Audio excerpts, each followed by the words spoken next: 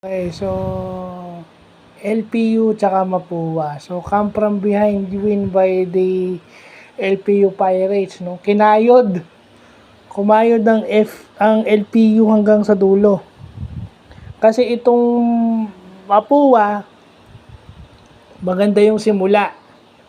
So, syempre, siguro, pag ganun ng start mo, medyo, nauubusan ka na ng energy towards the end. Tandaan natin, no, sa NCAA, 40 minutes. Sa PBA, sa NBA, professional, 48 minutes. So, kailangan meron kang reserba sa dulo. Kasi anong gagawin ng kalabang? Ginawa ng Lyceum, hindi sila nagpatambak, no? Nandiyan lang sila dumidikit. May mga team na ganyan. Meron namang parang diesel na habang tumatagal yung laro, yun, yung kagaya ng LPU ngayon. Sa dulo kasi sila 10.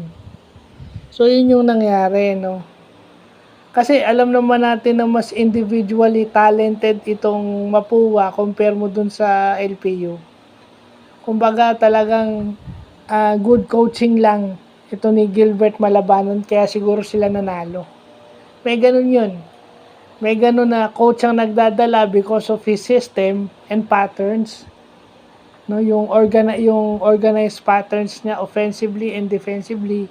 Meron naman talaga na dahil lang sa talent ng player. So may ganyan.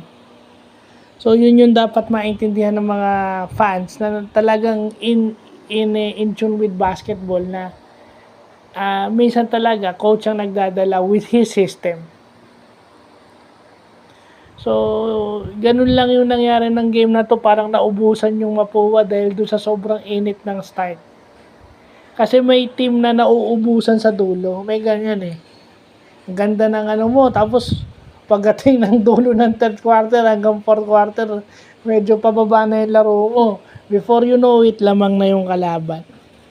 So, yun lang po.